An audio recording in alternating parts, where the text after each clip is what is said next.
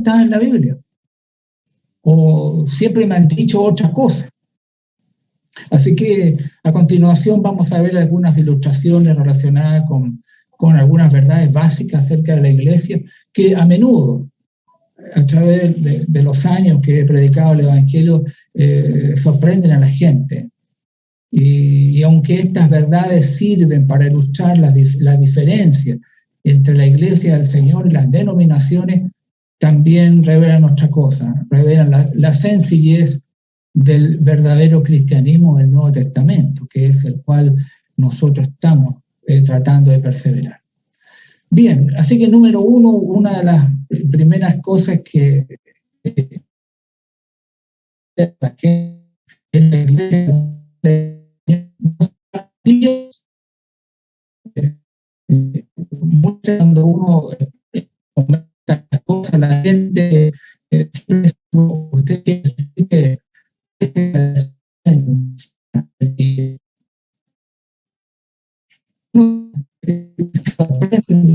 ¿por qué la gente hay problemas, Juanito? Se te siente entrecortado. Ya.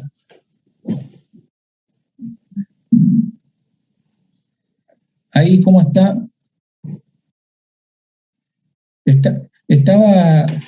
Estaba refiriéndome de que una de las cosas primeras que uno ve, dice la que se sorprende la gente cuando decimos que en la Iglesia del Señor no se pagan diezmos, no hay diezmos. Entonces alguna gente dice, bueno, eso quiere decir entonces que la iglesia de Cristo no enseña el diezmo. Pero, y uno dice, bueno, ¿por qué la gente se sorprende por estas cosas? Simplemente porque siempre se le ha enseñado que donde ellos han sido miembros, que diezmar, que es el dar el 10%, es algo fundamental de la iglesia y nunca han escuchado algo o nada más. Nosotros sabemos que el diezmo era parte de la ley de Moisés del Antiguo Testamento. Dios nunca tuvo la intención de que fuera parte del cristianismo. Nosotros no vivimos en el Antiguo Pacto, nosotros vivimos ahora en un nuevo pacto.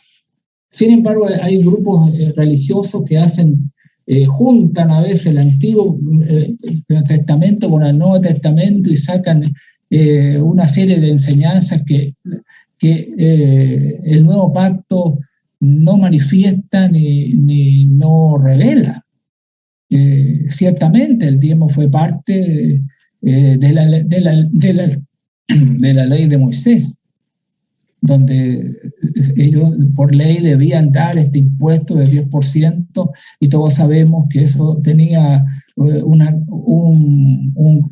connotación para el servicio de aquellos que ministraban en el templo antiguo, pero ya el antiguo pacto ya no tiene parte ni suerte con nosotros, no vivimos en el antiguo pacto.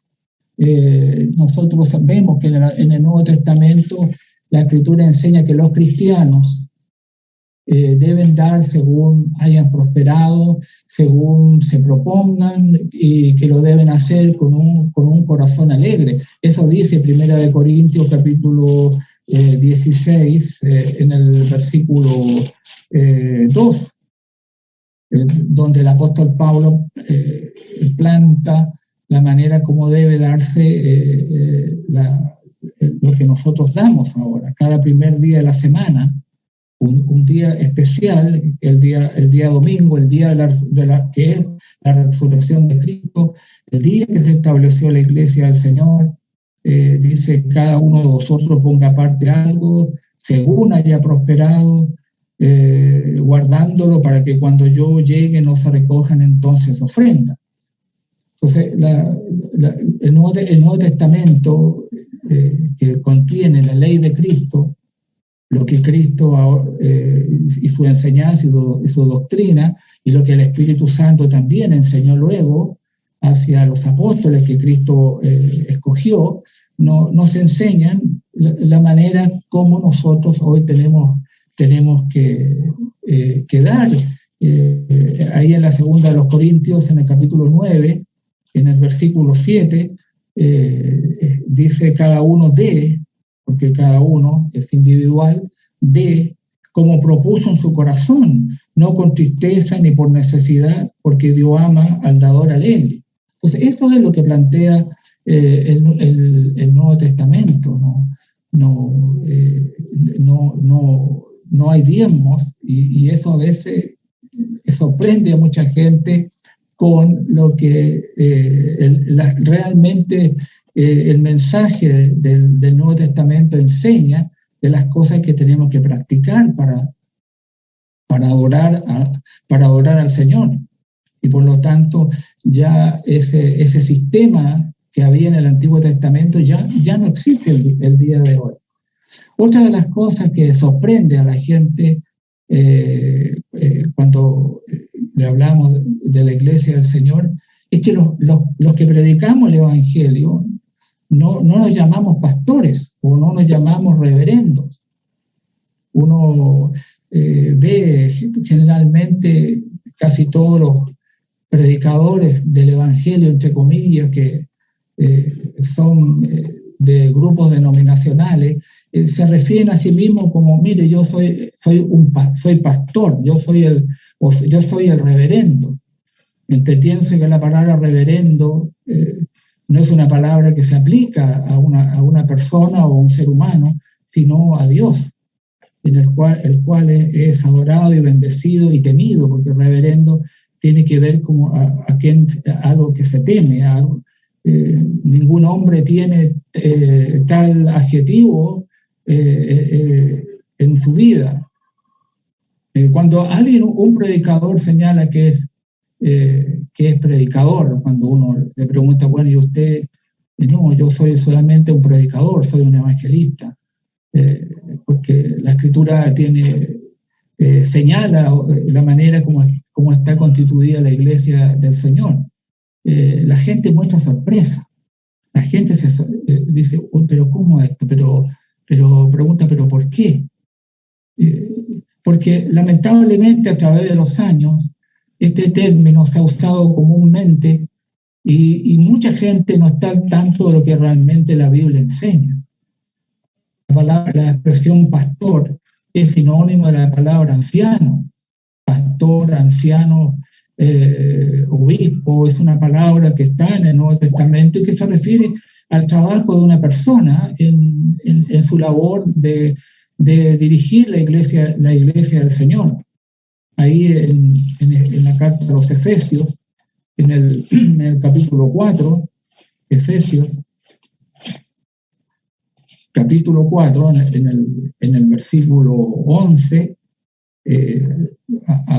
dice, y él mismo constituyó a unos apóstoles, a otros profetas, a otros evangelistas, dice, a otros pastores y maestros, hablando de la manera en cómo está formada la iglesia del Señor, que está constituido por apóstoles, hombres que Jesús escogió, profetas que hablaron, ambos apóstoles y profetas inspirados, ellos recibieron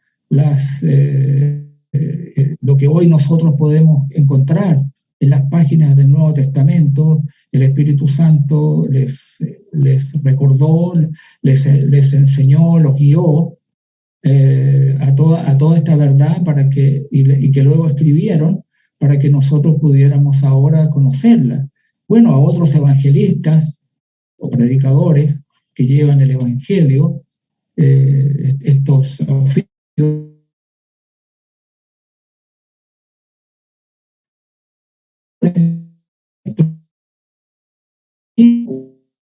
Se te cortó, Juanito. Se cortó la transmisión.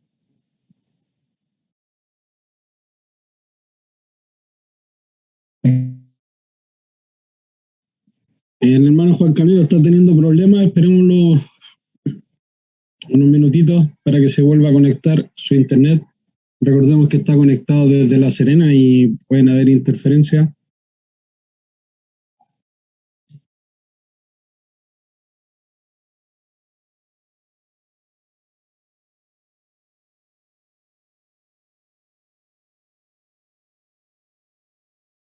Hermano, aprovechando el paréntesis, una consulta, ¿yo me veo en la cámara o no?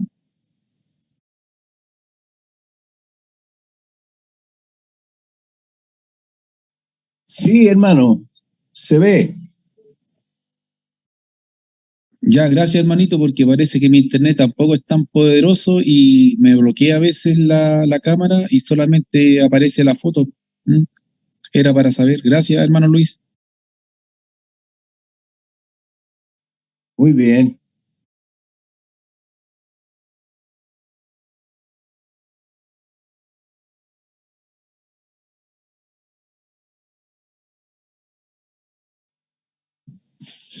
Hermano, por si acaso tiene dos ventanas abiertas donde aparece su imagen y otra donde aparece una leyenda con la foto de la hermana Patty.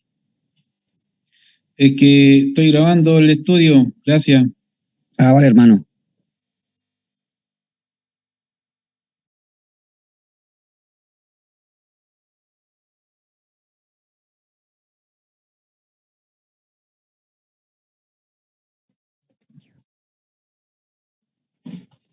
Ahí se acaba de conectar nuevamente el hermano Juan Canelo. Algo me escucha. Se te escucha un poco entrecortado, hermano. Ya. Parece que hay problemas. Nunca había pasado, pero bueno. Ahora sí se te ve Ahí sí. y se te escucha. A veces el enemigo se mete en estas cosas, hermano. Quizás si apaga el video, potencia el tema de la transmisión, porque el video consume también. Entonces, si apaga la cámara y lo escuchamos, quizás no va a tener problema. Quizás.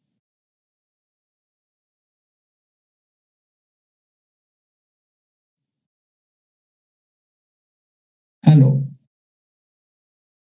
¿Me escuchan, hermanos? Sí, te escuchamos. Ya, te escuchamos, hermanito. Perfecto. Ya. Bueno, estamos refiriéndonos que otra cosa que sorprende a la gente es cuando simplemente nos referimos a nosotros, cuando las personas se refieren, decimos casi todos los grupos denominacionales se refieren a sí mismos, los dirigentes, como el pastor, como el reverendo, y cuando uno le señala de que no es así la cosa, la gente muestra mucha sorpresa. Pero ¿por qué muestra esta sorpresa? Porque a través de los años este término se ha usado comúnmente y muchos no están al tanto de lo que la Biblia enseña, ¿no? La Escritura enseña que la expresión pastor es sinónimo de la palabra anciano y se refiere a los hombres que supervisan las congregaciones locales. Ahí en Efesios 4:11 estábamos mostrando de lo que el Señor estableció en su iglesia, y se habla de los predicadores, de los evangelistas, como por separado de los que son los pastores. Ambos cumplen roles completamente distintos. En el libro de los Hechos de los Apóstoles, en el capítulo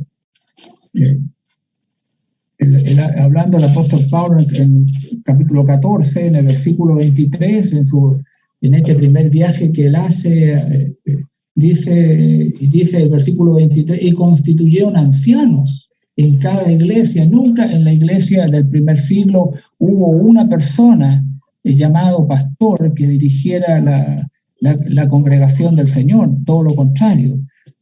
Siempre hubo una pluralidad de personas para dirigir la iglesia del Señor, y lo dice, y así los apóstoles establecieron las iglesias en el primer siglo, constituyendo, dice, ancianos en cada iglesia. Nosotros hemos estudiado de que, así como Pablo le escribe a Tito y a Timoteo, que para poder tener parte en este rol, las personas debían tener ciertas cualificaciones para poder ejercer este rol que el Señor puso en la iglesia del Señor, esta responsabilidad que tenemos los varones para poder llegar a guiar la iglesia del Señor, para poder cuidarla, para poder tener esa preocupación por los miembros, como la misma Escritura lo señala ahí en primera carta que escribe el hermano Pedro en el capítulo 5.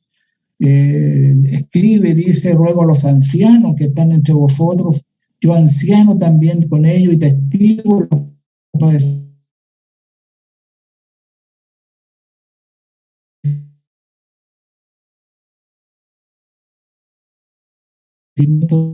de Cristo.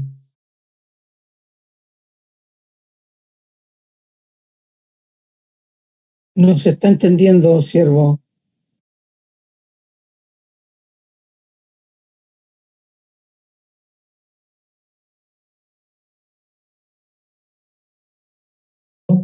Soy también participante de la gloria, que será de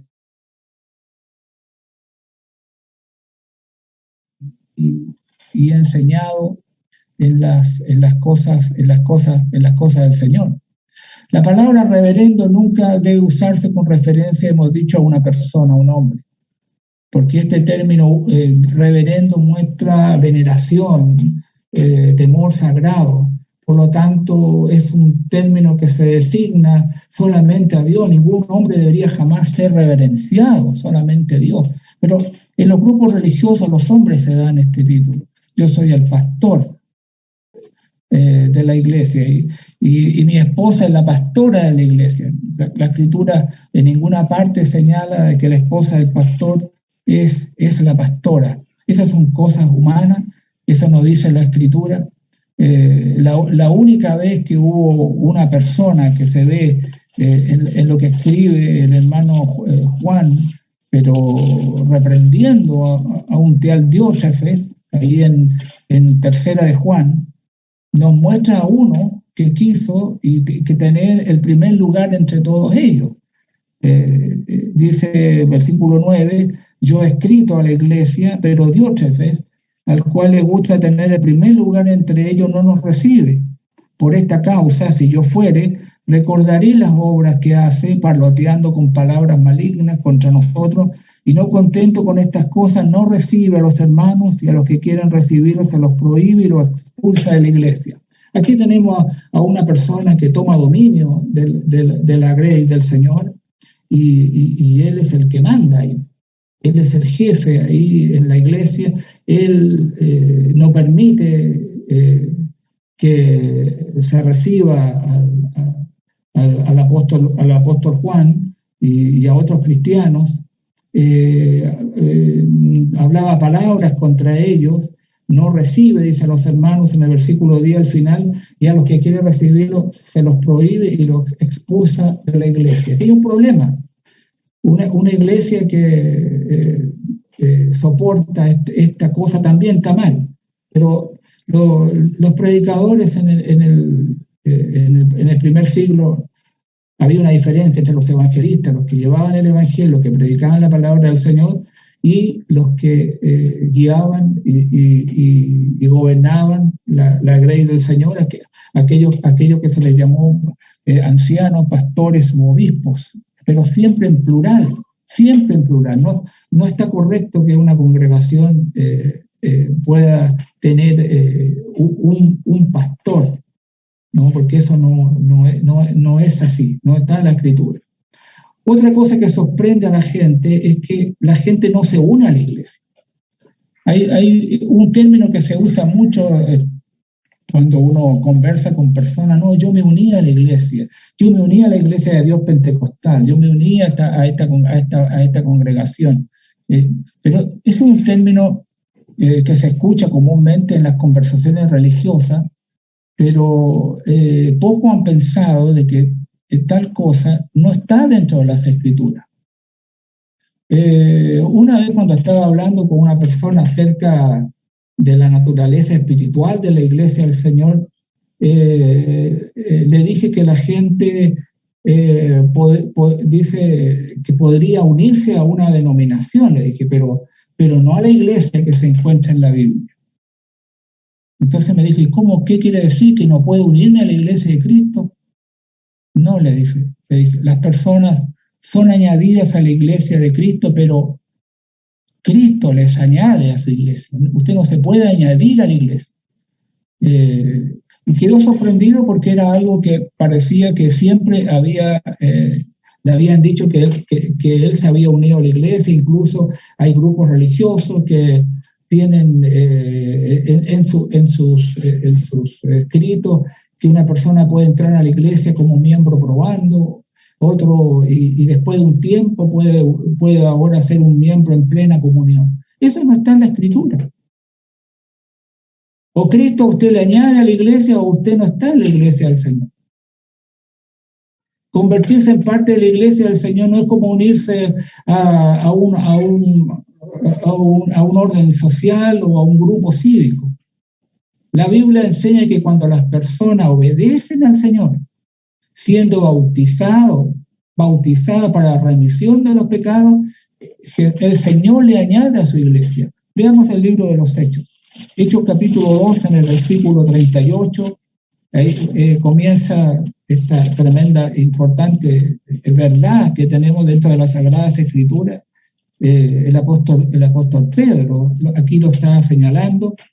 Luego de predicar el primer sermón que él predica el día de Pentecostés, dice el versículo 37, al oír esto se compungieron de corazón y dijeron a Pedro y a los otros apóstoles, varones hermanos, ¿qué haremos?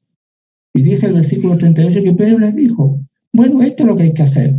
Arrepentidos y bautícese cada uno de vosotros en el nombre de Jesucristo para el perdón de los pecados y recibiréis el don del Espíritu Santo. Luego el versículo 42 dice, y perseveraban en la doctrina de los apóstoles, en la comunión unos con otros, en el partimiento del pan y en las oraciones. Y el verso 47 dice lo siguiente, alabando a Dios y teniendo favor con todo el pueblo, y el Señor añadía cada día a la iglesia los que habían de ser salvos. Este es un texto muy importante de la Escritura.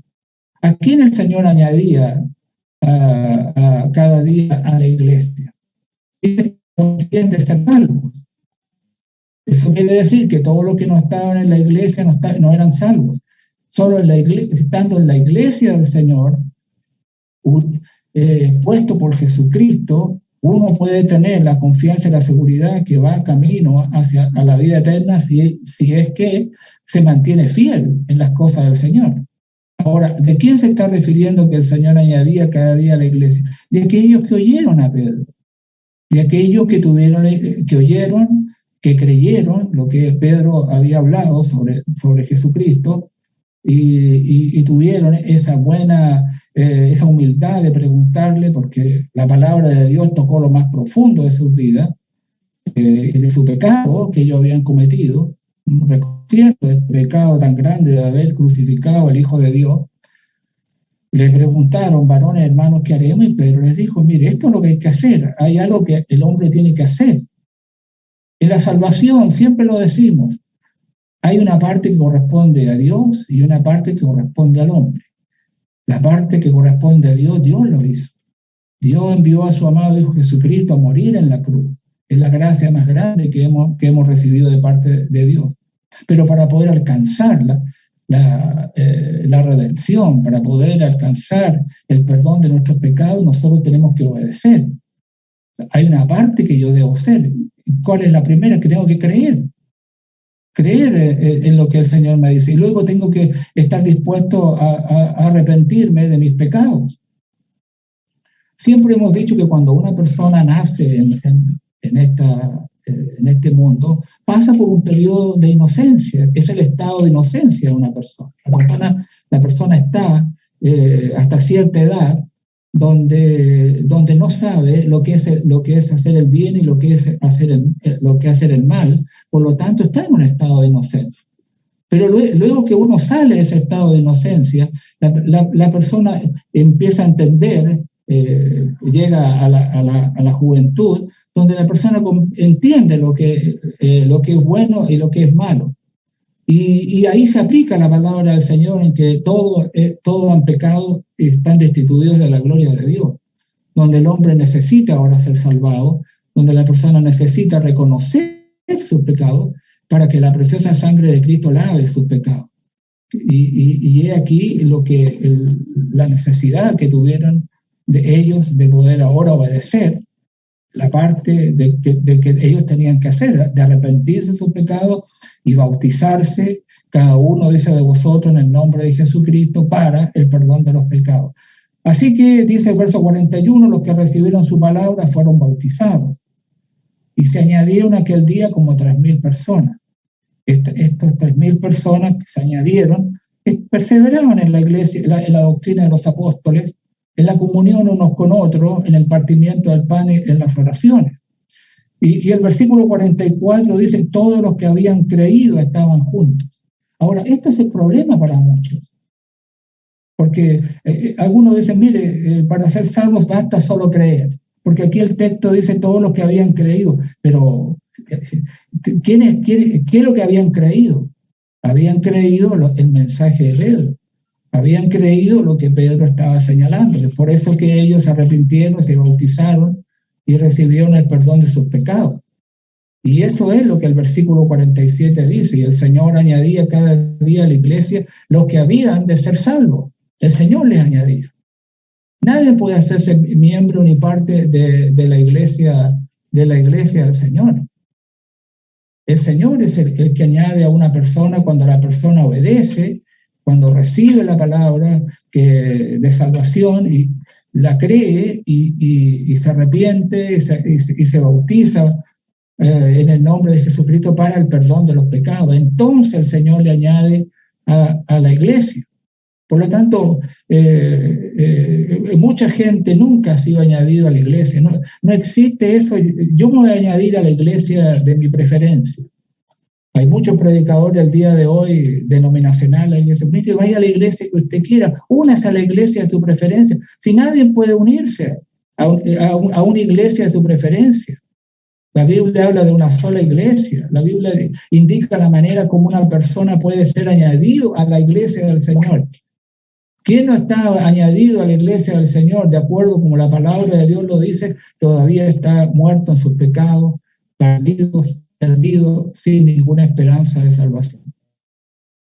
Otra cosa que sorprende a muchas de las personas que a veces le hablamos, y gente que no está familiarizado con la iglesia del Señor, después que a veces muchos de ellos visitan una congregación local fiel, que dicen, bueno, una cosa noto acerca de la iglesia de Cristo, que todos los domingos participan de la cena del Señor. Y uno dice, bueno, ¿por qué esto les sorprendería? ¿Por qué les sorprende estas cosas?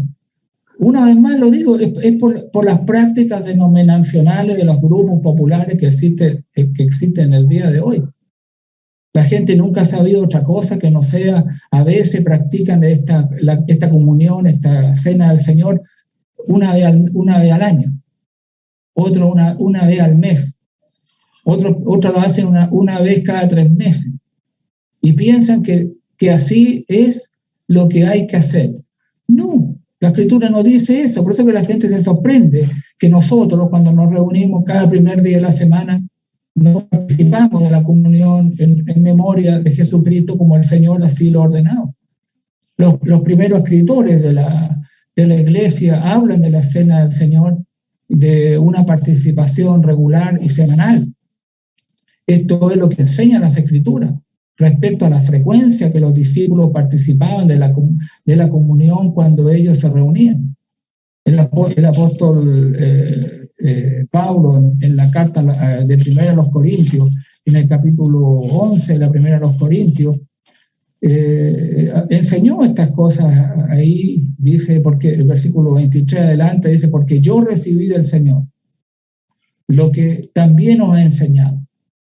Por eso nosotros seguimos lo que los apóstoles están diciendo. Es importante que la gente entienda de que hay que oír a Pedro, que hay que oír a Juan, que hay que oír a Pablo. En el caso de Pablo, él recibió el evangelio directamente del Señor. Una vez conversaba con un señor pentecostal y que me decía, no, yo no creo, yo no acepto nada de lo que escribe Pablo. Yo acepto todo lo que dice Pedro, pero yo no acepto nada de lo que dice Pablo. Yo le dije, mire, muy mal que usted diga esas cosas, porque el hermano Pablo recibió el evangelio directamente de Jesucristo. Y por lo tanto es él el que nos dice, y le cité el texto de Gálatas capítulo 1, versículo 12, versículo 11 y 12, dice Pablo, más os hago saber, hermanos, que el evangelio anunciado por mí no es según hombre. Hay gente que le gusta seguir a los hombres. Eso de enseñar la cena del Señor una vez al mes, una vez cada 3 meses, una vez al año, eso es doctrina humana, es doctrina de los hombres. De personas que no han querido ser humildes para poder conocer lo que la Escritura dice. Dice Pablo, yo ni lo recibí ni lo aprendí de hombre alguno, sino por revelación de Jesucristo. Y eso es lo que señala aquí a los corintios. Yo recibí del Señor, dice, yo esto lo recibí, el Señor a mí eso me lo enseñó. Y explica en este pasaje lo que el Señor esa noche que fue entregado, cómo practicó estas cosas.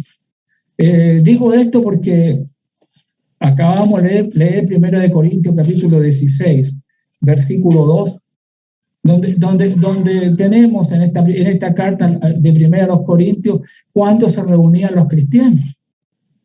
Y de acuerdo al capítulo 16, versículo 2, en referencia a la ofrenda, cada primer día de la semana cada uno de nosotros ponga aparte algo.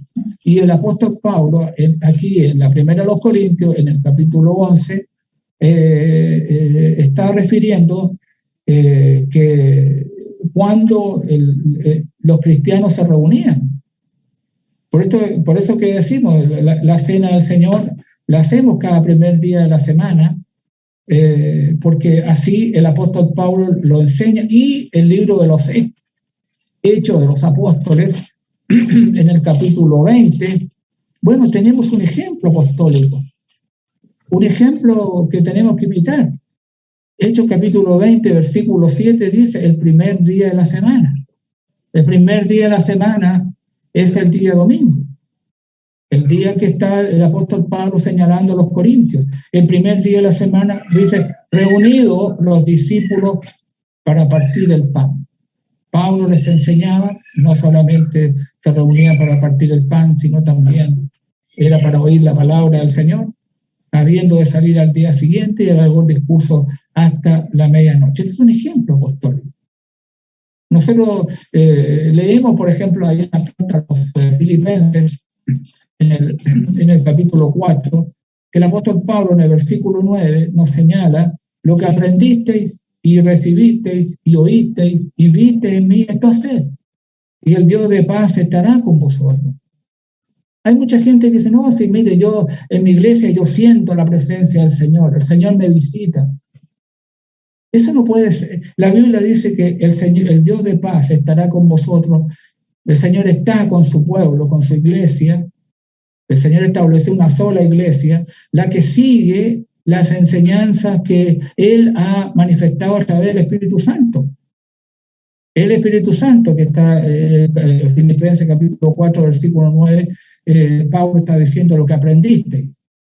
¿Quién? Lo que Él enseñó, lo que Él manifestó. Y recibisteis y oísteis, pero también visteis en mí. Esto haced. Esto haced. Y Pablo está mostrando con su ejemplo apostólico de la manera, ahí en Troas, que el primer día de la semana los discípulos se reunieron para partir el pan. Es por eso que estamos planteando de que la cena del Señor la practicamos cada primer día de la semana, y la gente se sorprende, porque en sus denominaciones tal cosa no sucede. Otra cosa que sorprende a las personas cuando le hablamos de la iglesia del Señor, que nosotros no tenemos credo humano. o artículos de fe. ¿Alguien puede decir por ahí, entonces, quiere decir que ustedes siguen solo la Biblia? ¿O quiere decir que la Iglesia de Cristo no dejó para sus miembros? ¿Cómo la Iglesia de Cristo no va a tener? Nosotros queremos tener nosotros. No, nosotros no tenemos un credo humano, no tenemos artículos de fe. Ahora, ¿por qué les sorprende? Porque la mayoría de los grupos denominacionales están bajo la influencia de cosas como libros, de credo, artículos de fe, manuales de disciplina y similares. Y mucha gente cuando se une a una de estas denominaciones, le hacen que, mire, mi denominación, esta denominación cree en esto, en esto, en esto. Si usted está de acuerdo con esto, usted...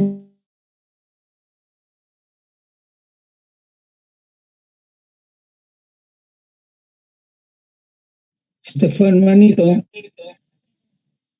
Hay interferencia. Bien, estoy diciendo que la Iglesia del Señor no tiene credo ni tiene artículos de fe. Y la gente comprende esto, que la mayoría de los grupos denominacionales tienen estos credos, estos artículos, estas leyes humanas, para que la gente, aparte de la Biblia, tenga que creer. Las grandes denominaciones todas tienen estos artículos, estas cosas. Sin embargo, la Biblia enseña claramente que las Escrituras suplen todas las necesidades espirituales del hombre. Usted no necesita tener un libro de credo, artículo de fe, mi iglesia cree esto, nosotros creemos en esto otro. Si usted hace esto, va a recibir esta disciplina. No. Segunda de Timoteo, la carta de Timoteo, segunda de Timoteo, capítulo 3, versículos 16 y 17 nos muestra. Dice, toda la Escritura es inspirada por Dios y útil para enseñar, para redarguir, para corregir, para instruir en justicia, a fin de que el hombre de Dios sea perfecto, enteramente preparado para toda buena obra. ¿Qué es lo que yo necesito para poder ser enseñado, para ser corregido, para ser instruido, para poder llegar a esta perfección que me muestra que quiere el Señor, que el hombre de Dios, el que es de Dios, va a tener esta dirección en la palabra de Dios? No necesitamos otra cosa, otro libro de disciplina que nos diga esto está bueno, esto está mal. No, yo tengo que mirar mi vida en lo que está escrito en la palabra de Dios. Dios, eso es lo que ha puesto delante de nosotros. Delante de nosotros ha puesto su ley, delante de nosotros ha puesto su palabra. Como a los antiguos le dijo, he puesto delante de ustedes la bendición y la maldición. He puesto delante de ustedes la vida, la muerte y mal, y ustedes escojan lo que van a elegir. Jesús enseñó ahí en el Evangelio de Juan, en el capítulo 12, en el versículo 48, que las palabras de Cristo nos van a juzgar en el día final. Eso es lo que tiene usted que seguir. 12 de Juan, capítulo 12, versículo 48. Jesús dijo, el que me rechaza y no recibe mis palabras, tiene quien le juzgue. La palabra que ha hablado, ella le juzgará en el día postrero. Por eso que es tan importante que nosotros conozcamos que la palabra de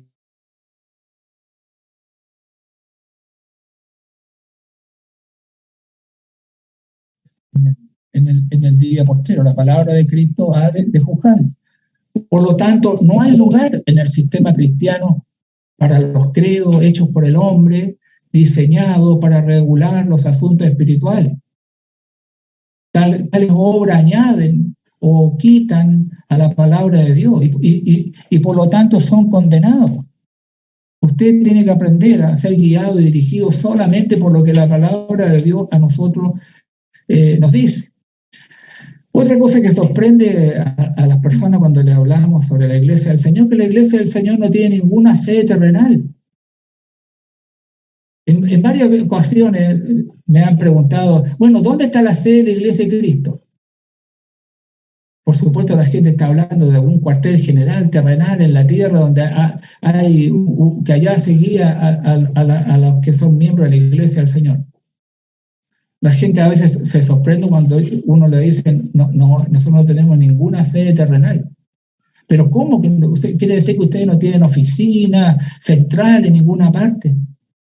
Digo esto porque todas las denominaciones tienen algún tipo de cuerpo centralizado.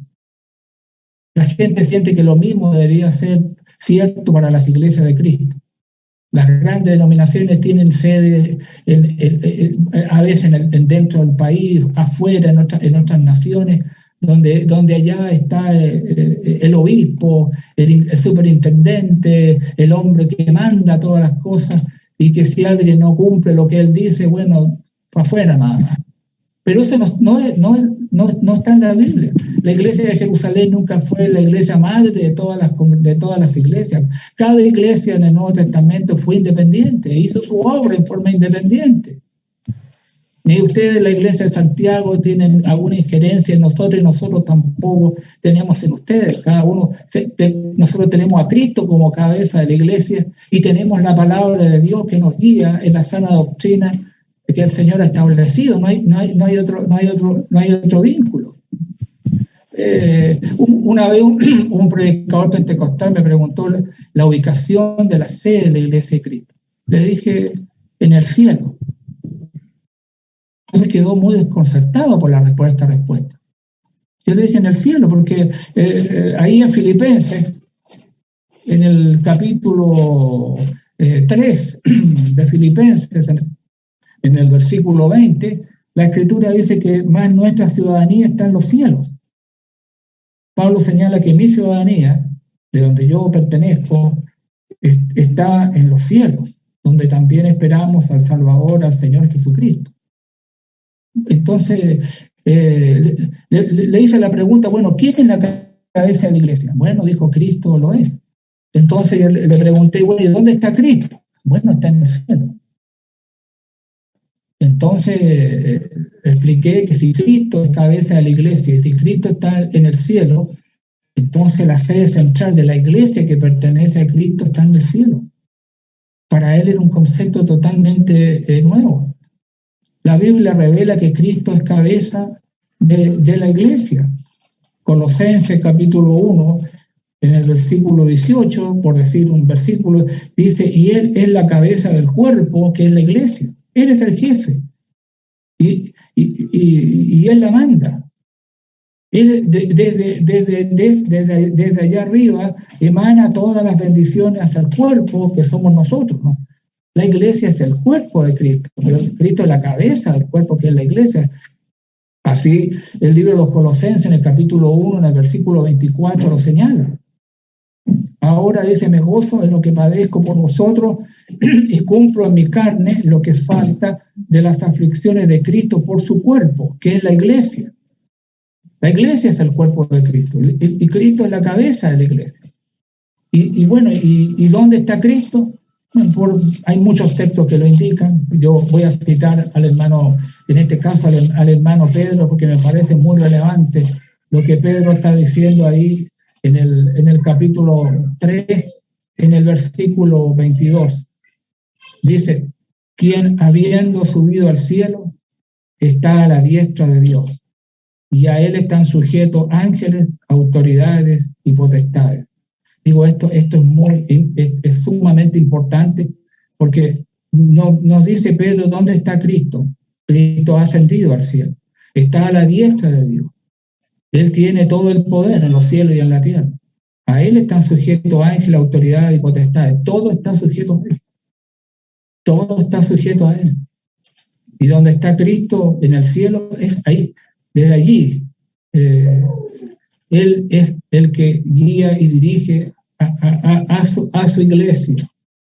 Nosotros no tenemos ninguna sede terrenal en este mundo. Otra cosa que sorprende a la gente es que las personas pueden bautizarse al momento de oír y creer y estar dispuestos a obedecer al Señor. Algunas personas, después de un estudio bíblico, y uno le explica lo que el bautismo es, a veces preguntan, bueno, ¿usted quiere decir que yo puedo ser bautizado en este momento?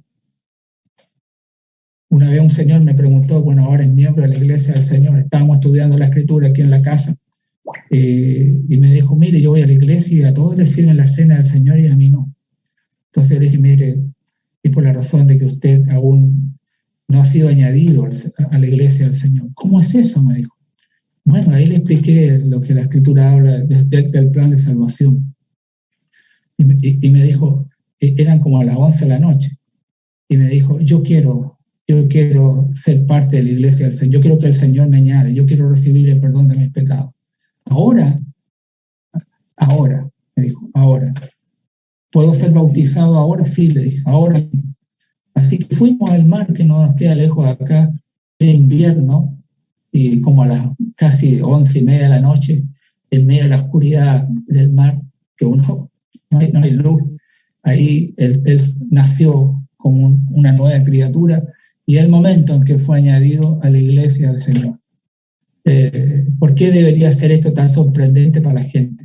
Se debe al hecho de que la mayoría de la gente tiene la impresión que el bautismo debe realizarse durante un servicio bautismal. Hay grupos denominacionales que una vez al año toman a toda la gente que han estudiado los 12 pasos para ser bautizados y las llevan a un río, las llevan a un mar y hacen una ceremonia, qué sé yo, religiosa, y ahí las bautizan casi después de un año, porque para ellos el bautismo no es parte del plan de salvación. Para ellos, bueno, usted cree en el Señor y ya es salvo. Eso no es la Escritura. No es así. Cuando leemos nosotros en el Nuevo Testamento, en cada ejemplo de conversión, cuando la gente quería ser bautizado, no había nada que esperar. Porque es en el bautismo el momento en que la persona recibe el perdón de los pecados. Entonces es por eso que es esencial que se realice de inmediato. Así nosotros tenemos en algunos relatos de las Escrituras. Vamos primeramente, veamos el libro de los Hechos, capítulo 2, en el verso 41.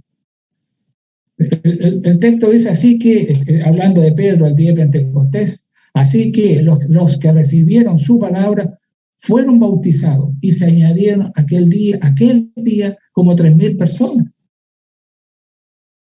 Los que oyeron la palabra, los que recibieron su palabra. Siempre hemos dicho, Pedro no le dijo a nadie, levante la mano, repita conmigo esta oración. O como lo hace el cura católico. Os absuelvo de todos los pecados, como que tienen tal poder para poder perdonar los pecados de la gente. Nadie recibe de esa manera y nadie los recibió de esa manera. Los que recibieron su palabra, los que oyeron la palabra y la creyeron y siguieron las instrucciones que dio el hermano Pedro, esas personas fueron bautizados. El capítulo 8 del libro de los Hechos,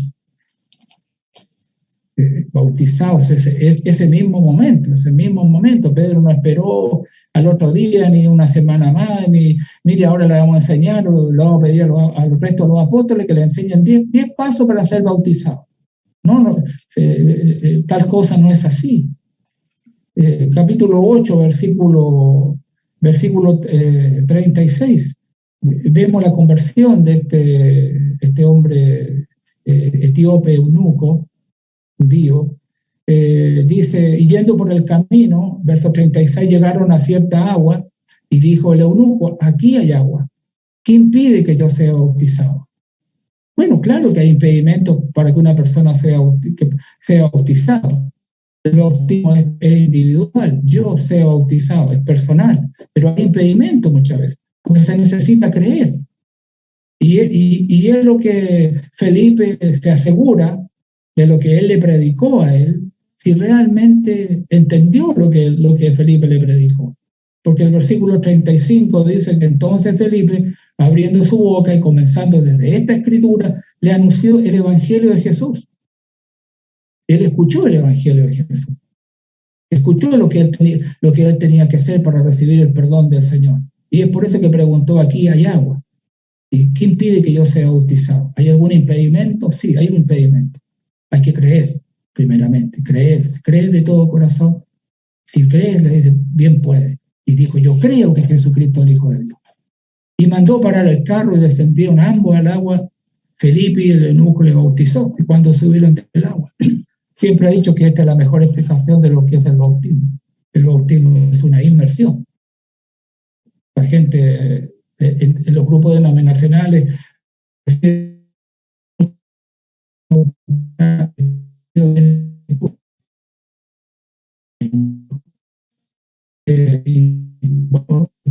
Está entrevistado, siervo.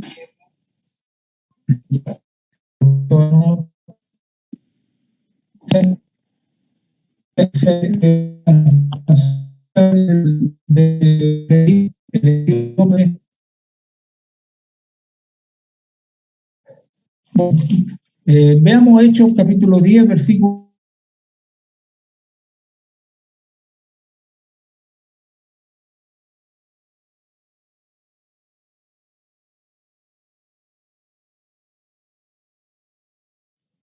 Bien, estamos leyendo Hechos capítulo 10, versículo 47, cuando Pedro predica ahí en la casa de este gentil Cornelio. Mucha gente dice, bueno, el Señor, el Espíritu Santo vino para salvarlos a ellos. La Escritura no enseña eso. Ellos necesitaron oír la palabra de Dios, escuchar la palabra de Dios y luego tomar la decisión, como lo dice el hermano Pedro, capítulo 10, versículo 47. El Espíritu Santo vino a ellos para dar un testimonio a las personas que iban con Pedro, que los gentiles, el Señor también les había dado arrepentimiento y aceptación dentro de su iglesia. El verso 47 dice que respondió Pedro, ¿puede acaso alguno impedir el agua para que no sean bautizados estos que han recibido el Espíritu Santo también como nosotros? Hay mucha gente que cuando uno le habla la palabra dice, no, yo no necesito ser bautizado porque a mí me bautizó el Espíritu Santo. El Espíritu Santo me bautizó. Qué extraño que le haya bautizado el Espíritu Santo. Cuando en estos textos la Escritura dice que aquellos que recibieron el Espíritu Santo en la casa de Cornelio, digo yo, como una señal. El mismo hermano Pedro le dice, ¿puede acaso alguno impedir el agua? Eso lo dice Pedro. ¿Puede acaso alguno impedir el agua para que no sean bautizados estos que han recibido el Espíritu Santo también como nosotros? Y mandó, él como apóstol, mandó bautizar en el nombre del Señor Jesús. Yo no sé a quién cree esta gente. Yo no sé a quién siguen, a hombres, porque no siguen las enseñanzas de lo que los apóstoles están enseñando en la Escritura. El libro de los Hechos, capítulo 16, donde encontramos otro ejemplo de conversión y la gente fue bautizada inmediatamente. El capítulo 16, uno puede ver en el verso 14 primeramente, dice, entonces una mujer llamada Lidia, vendedora de púrpura de la ciudad de Tiatira, que adoraba a Dios, estaba oyendo y el Señor abrió el corazón de ella para que estuviese atenta a lo que Pablo decía. Pablo estaba hablando y enseñando. Dice que y cuando fue bautizada, en el momento, y su familia nos rogó diciendo, si habéis juzgado que yo sea fiel al Señor, entrad en mi casa y posad, y nos obligó a quedarnos. Ella estuvo atenta a lo que Pablo decía y de esa manera él pudo entender lo que había que hacer. Era una mujer noble, una mujer temerosa de Dios que adoraba al Señor. Y ella oyó y creyó e hizo lo que escuchó de lo que Pablo hablaba y fue bautizada inmediatamente. El versículo 32 y nos muestra también ahí Pablo en Filipo en esta conversión de este carcelero, donde dice en el versículo 32, y le hablaron la palabra del Señor a él y a todos los que estaban en su casa. Y él tomándolos en aquella misma hora de la noche, les lavó las heridas y enseguida se bautizó él con todos los suyos. Y llevándolos a su casa, les puso a la mesa y se regocijó con toda su casa de haber creído a Dios. ¿Cuándo se regocijó? ¿Cuándo por haber creído en Dios? ¿Y qué creyó de Dios? Creyó lo que Pablo y Silas le hablaron, la palabra del Señor, de lo que ellos tenían que hacer. Y se bautizó enseguida, a esa hora de la noche, él con todos los suyos. Eso dice la Escritura. Por eso las personas a veces se sorprenden cuando les explicamos que si han podido comprender y entender, hay que ahora que poder ser salvados. Hermanos, hemos visto en medio de algunas interrupciones esta noche cosas sobre la iglesia del Señor que sorprende a la gente.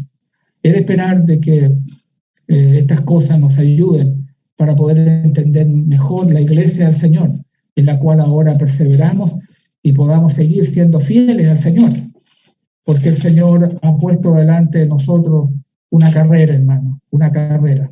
Tenemos una carrera que correr por delante y debemos correr esa carrera correctamente, ¿no? Luchando correctamente, ¿sí? No con las reglas nuestras, sino con las reglas de acuerdo con las que el Señor nos ha impuesto. Y tenemos que correr esta carrera en la fe, en la verdad, hasta que terminemos, para poder ganar el premio. Si no, no lo vamos a ganar. Ha sido un gusto, un placer de poder esta noche estar con ustedes. Que el Señor les bendiga a cada uno. Gracias, mi querido hermano.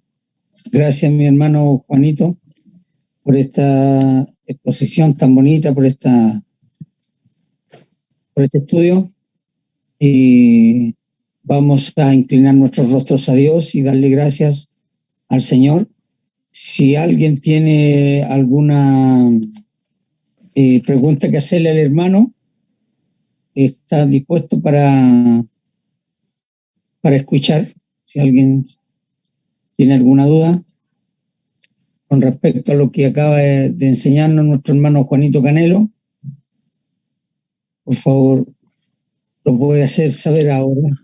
Por mi parte, hermano, darle gracias, no me queda ni una duda. Muchas gracias por refrescarnos cosas que son elementales y fue muy claro, fue muy conciso, hermano.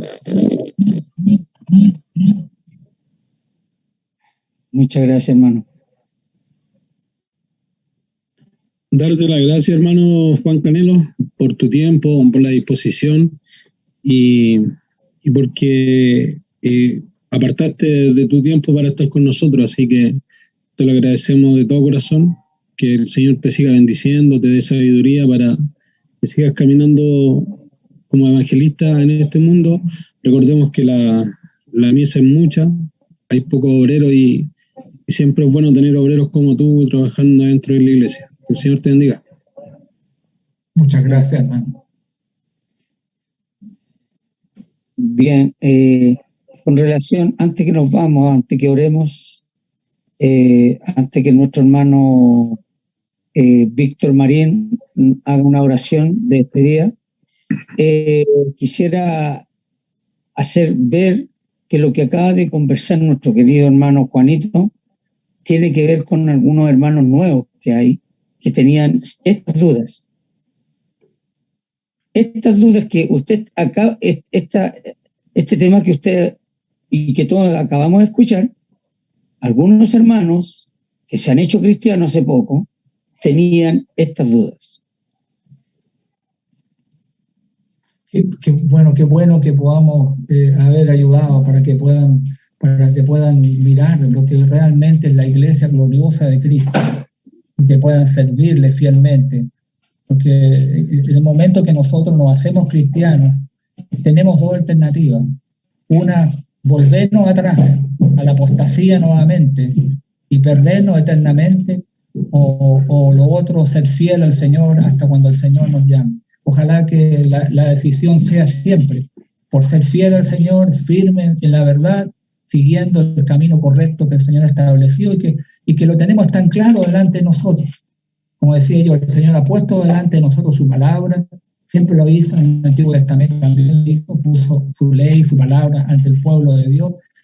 Y bueno, quienes se perdieron fueron los que desecharon su palabra, siguieron por otro camino, que se volvieron a la apostasía y siguieron, al final de cuentas, perdieron sus almas. Ojalá que a nosotros no nos pase así, que afirmemos nuestros pasos, no olvide que el que pone las manos en el arado y mira hacia atrás ya no es apto para el reino de los cielos. Como tenemos que seguir, ¿no? hasta el final, ¿no? Muchas gracias, mi querido hermano. También quiero destacar, en cierta manera, a nuestra hermana Valeria Besuaín y a nuestro hermano Sebastián. Este matrimonio están hoy día conectados con nosotros. Gracias a Dios, producto de la oración de cada uno de la iglesia. Esperamos que el domingo estemos todos conectados, por favor. Hay muchos hermanos que van a estar con nosotros el próximo domingo, que no son de nuestra congregación, quiero decir, que no son de acá de Santiago, de la iglesia de Oscar Bonilla, pero son de allá de Serena, y que también van a conocerlos a ustedes. Así que por favor vengan con la actitud de mostrarse por pantalla, mostrarse en la plataforma, para que los conozcan y los hermanos de allá empiecen a orar por cada uno de ustedes, como también nosotros, al conocerlos a ellos, usted va a tener una imagen. ¿Me están escuchando, verdad, hermano? Sí, hermano. Sí, ya, muy bien. Me están escuchando. Entonces, sería importante para que ellos también, nosotros tengamos una imagen de ellos y ellos de nosotros, y así oremos juntos con nuestros hermanos, por nuestras necesidades, nuestras peticiones que hay delante de su presencia. Hermano Juanito. Sí, bueno, como voy a ser el anfitrión, están invitados, ¿no? Cariñosamente. Y el otro mes, bueno, ustedes nos van a invitar a nosotros, así que este domingo están cariñosamente invitados para que participemos juntos alabando al Señor. Muy bien. ¿Alguna cosita, algún otro hermano que tenga algún punto?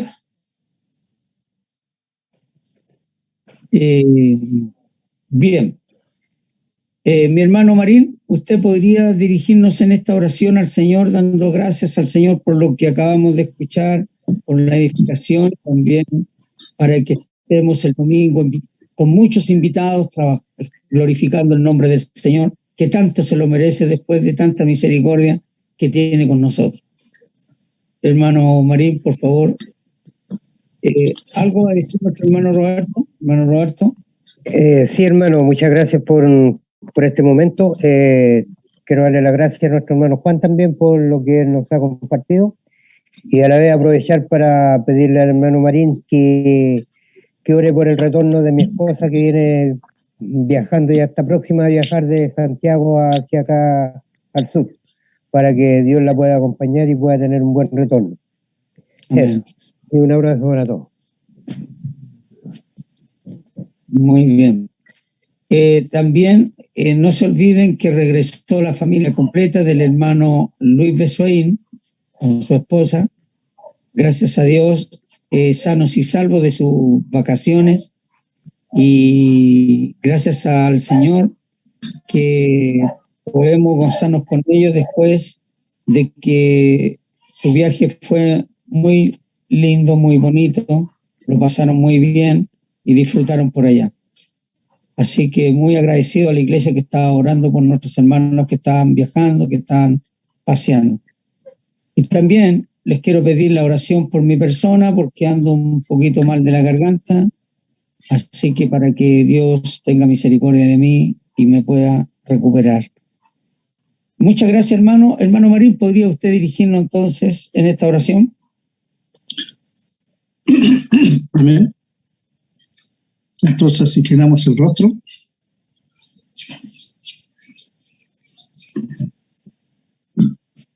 Padre, Señor Dios Todopoderoso, inclinamos